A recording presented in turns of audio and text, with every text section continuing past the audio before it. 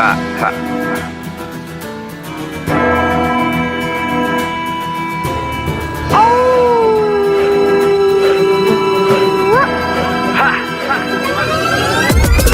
and swords, fill the wars, fighting my blood down to the core. Warriors from medieval age, fear the reign of night brigades. Crusades into the room, moving through the temples and tombs. Scared and placed, prepare to face Professor Awesome and the minions of doom. Professor Awesome and the minions of doom. Professor Awesome and the minions of doom. Professor Awesome and the minions of doom. Professor Awesome and the minions of doom. Professor Awesome and the minions of doom.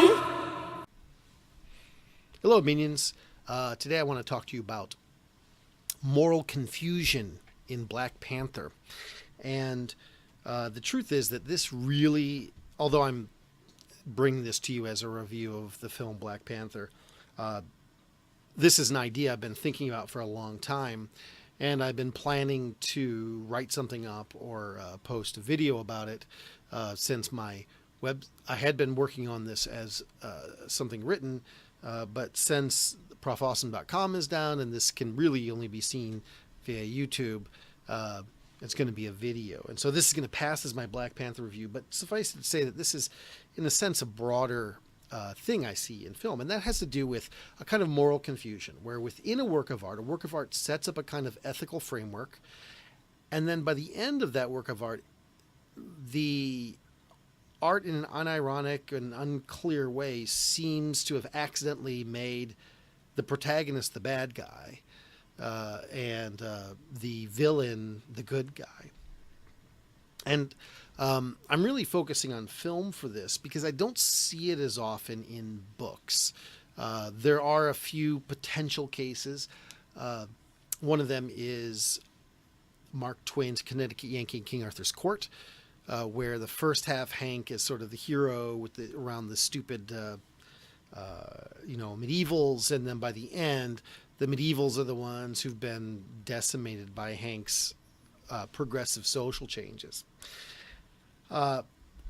and also places in which it seems to me that the artist is aware of what they're doing and is intentionally doing something very difficult. So a good example of this might be Shakespeare's Othello, in which the hero of the film, or rather at least the one who's perceived as the victim here, is the guy who murders his wife, and that somehow he's the victim in all of this. So I'm not sure why we don't see it as often in books. I think one reason might be just the nature of the blockbuster, that books that have this kind of moral confusion won't have, tens of millions of dollars worth of advertising behind them in most cases. And so you just don't see it as much. And so those that have this die away, whereas the big blockbuster film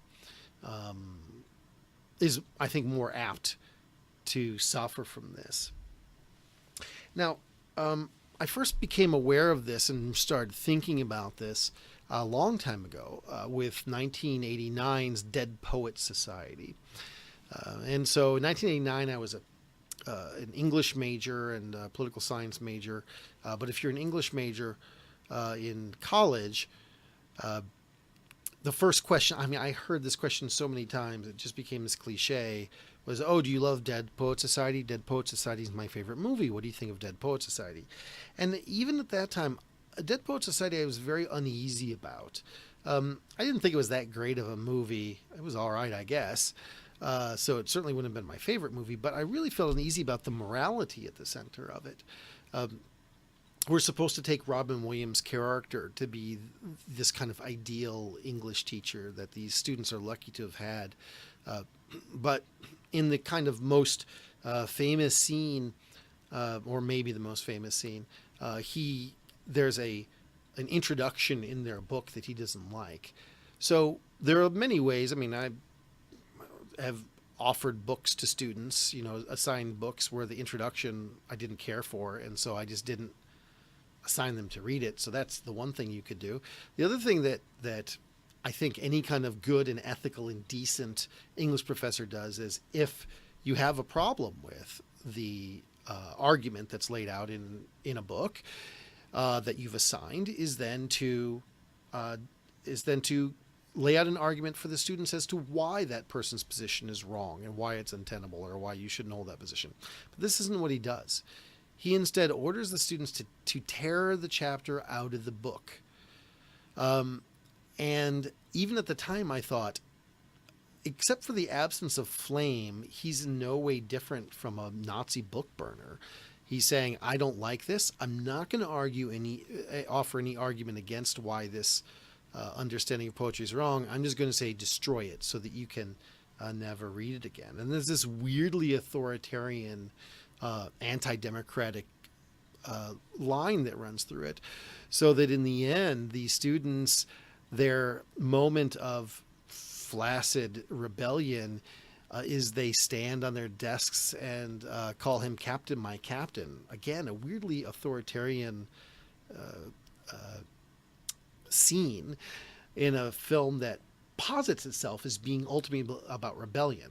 It's not about rebellion, it's about a cult-like following that they develop for this authoritarian figure. And even, more disturbing, by the end, we're supposed to be sad that he loses his job. He loses his job because out of his reckless behavior, he causes a boy to commit suicide because he didn't get to be in the prep school play.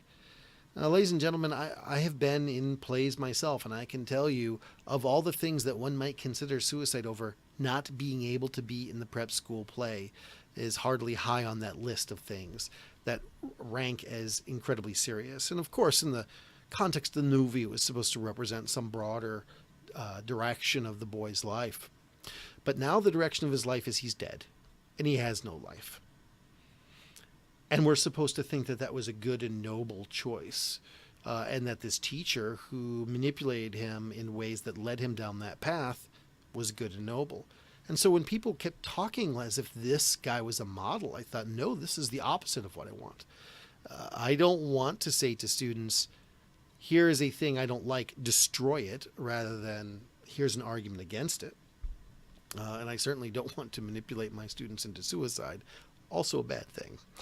And then, later on, I remember feeling this again in 1995, the American President. And now, the American President, if you don't remember the era, this is basically Rob Reiner's very thinly veiled parable trying to defend President Clinton. Now, at the time, I thought it was pretty sleazy and pretty scummy. And the basic idea is that the president is a widower. The Hillary figure is dead in this context. So he begins to carry on a romantic relationship with a lobbyist. And she's lobbying for, I think, carbon emissions controls or something. She's lobbying for something. To be honest, it doesn't matter what it is.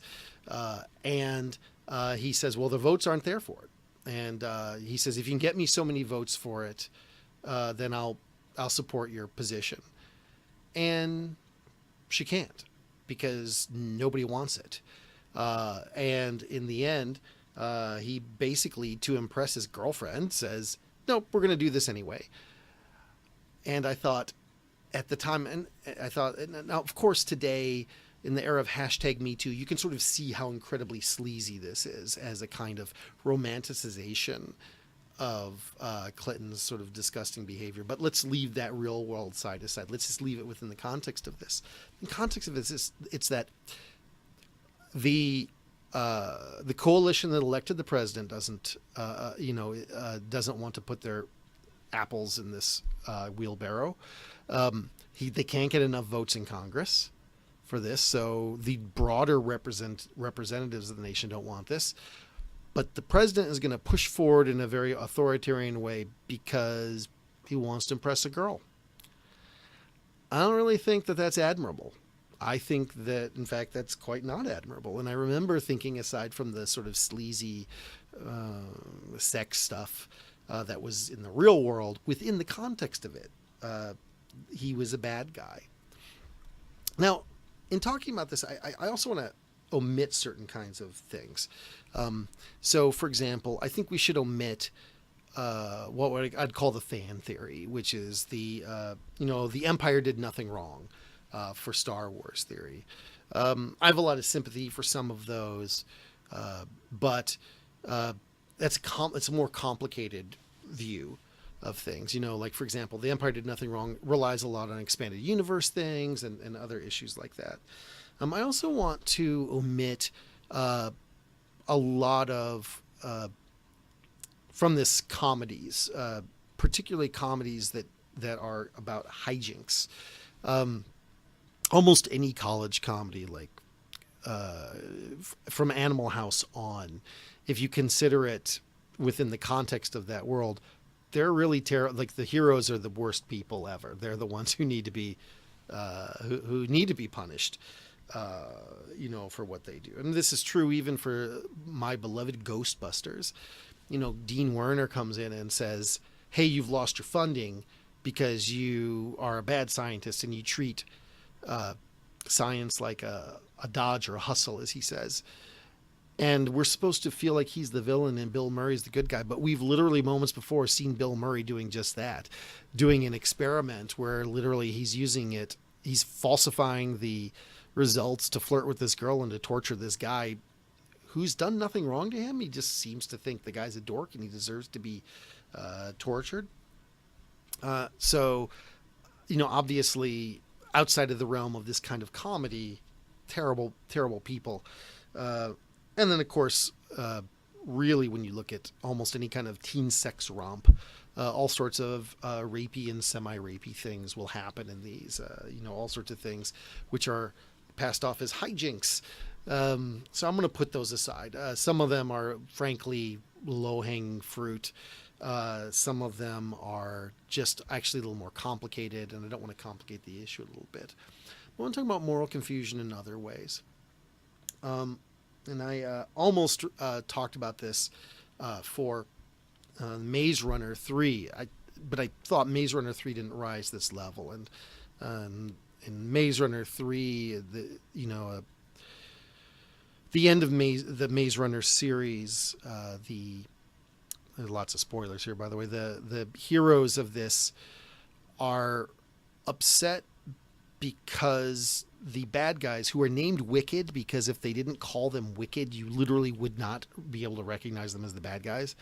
The bad guys are hiding themselves out in this city, trying to stave off this kind of zombie apocalypse.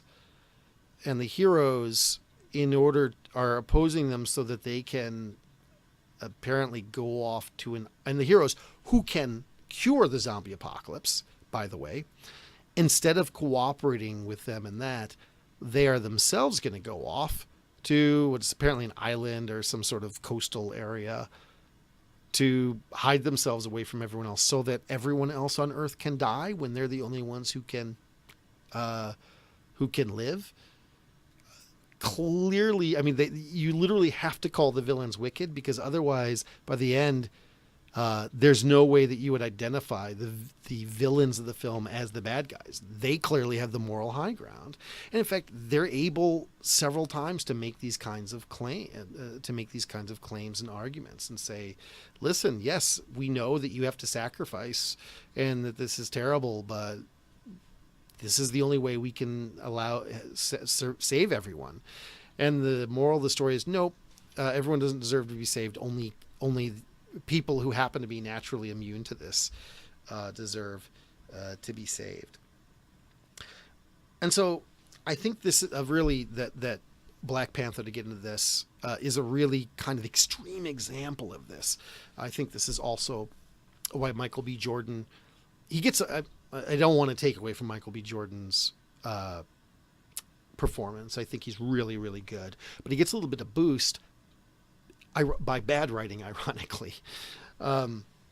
So the central conflict of the entirety of the film is about isolationism, and it's a bizarrely pro-Trump film, and I'm sure that the makers don't intend that, which is part of why I call this moral confusion.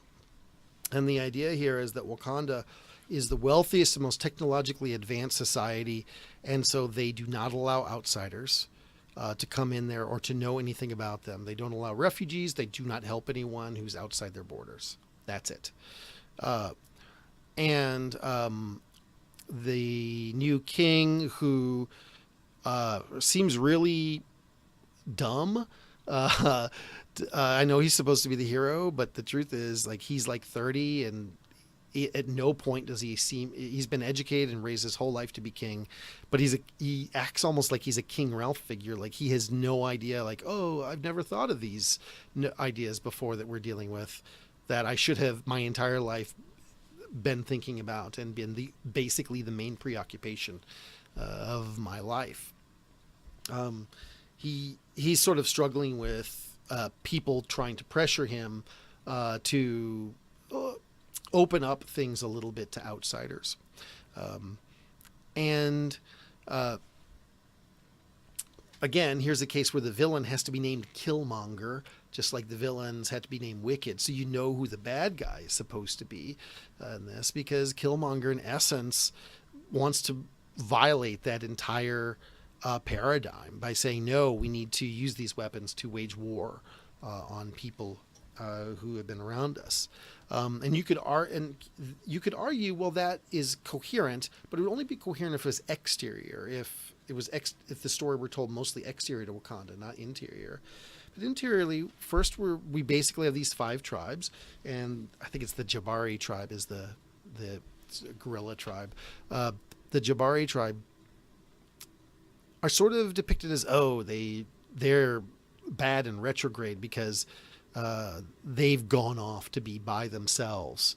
But that's exactly what all of Wakanda has done. It's isolated itself, and they're like, oh no, they're isolationists, so we don't like them. And by the end, the Jabaris are supposed to be kind of rehabilitated, because they leave their area to join in the broader fight in Wakanda, which is not parallel to what T'Challa, the Black Panther, wants to do. It's parallel to what Killmonger wants to do. They, in essence, according to the internal logic of this story, they're doing Killmonger's playbook, and that's good if they do it, because it's helping T'Challa.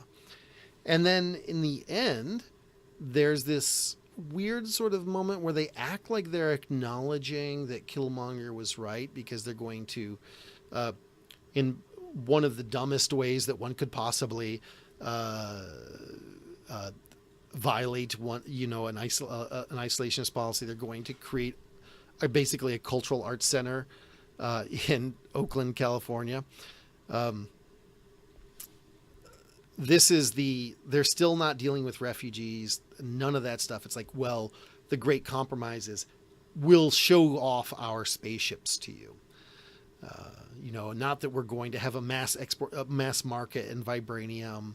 Their entire technology is based around vibranium. So without that, all they're doing is showing off the stuff that they have and can do.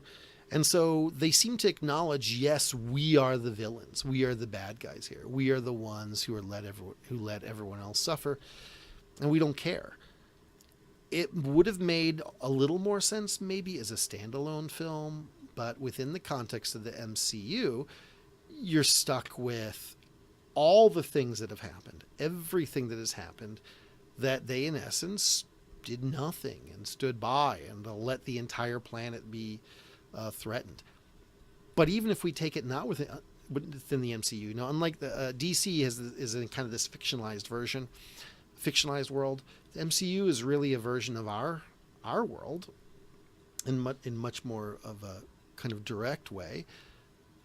So even within our world, you live in Africa. Africa has problems, serious problems. And, we have a tacit acknowledgement at the beginning that there's this slave trade in Africa that they involve themselves in. involve themselves in by opposing, to be clear. It isn't like Black Panther's depicted as a slaver. And so you are the most powerful and technologically advanced society in the world, and your payon to reaching out to the rest of the world is to put a kind of cultural and technological exchange center in the second most powerful, technologically advanced country in the world. It's lacking in a kind of moral centeredness, really. And I think this comes from a couple things. One is just a kind of moral confusion on behalf of the writers. This is why I think we often see this moral confusion in tween films like Maze Runner and Harry Potter things and things like that, where when you consider it, you realize that the heroes are really villainous. It's because you're supposed to automatically identify with the tweens, and it's in essence a kind of tribalism. I gotta be careful about saying tribalism because there are literally tribes in Black Panther, and it could be confusing. So when I'm talking about tribalism, I'm talking about sort of the broader sort of social idea. So if you're a millennial and you're watching Maze Runner, yeah, those old people need to all die. The other 8 billion people in the world should just die and leave me and my friends to be by ourselves. We're not going to save the world. We don't have any need to save anyone else around us. They can all just they're basically zombies already, so they deserve the zombie apocalypse. And again, the only way to understand the moral center of Black Panther is if one's tribe is Wakanda. Anything that does not help Wakanda is bad. Anything that helps Wakanda is good. And what's sauce for the goose is not sauce for the gander. It's only what's sauce for Wakanda. That's it. And I think this also explains some of the other things we have, like the American president. I mean, the American president is sleazy as it is, in its real world setting. It's, in its Democratic Party tribalism, and that's why it has this kind of lack of a moral center to it. It's not that there's necessarily a lack of a moral center in the Democratic Party, it's that it gathers it only from the tribal. And I think even though I don't want to get into these, even when we look at like the college comedies where the protagonists are clearly bad guys, this is why they're so often organized around particular fraternities and things, because those are the tribes, clearly identified tribes with Greek letters or this kind of thing. It's not just a single protagonist, but a collection of them. And so I guess we should expect to see more of this. I think probably in order to get to real moral ambiguity, like you saw in a really superior film, Logan. If you haven't seen Logan, I would recommend it. It is rated R because of great violence, so I would not take a child to see Logan. But there is a very conscious moral ambiguity, but even then, there isn't this sort of big tribe. It's kind of this Shane Western style view of the superheroes, and you do have the young children in that, but they don't get developed really as in the same sort of way. And in order to get away from this and really deal with moral ambiguity, you have to focus really, really tightly, I think, in our contemporary era on the individual and less on the tribe. And I think that's what hurts. That's what hurts Black Panther in having a moral center. That's why Maze Runner didn't have a moral center. Again, this tribalism.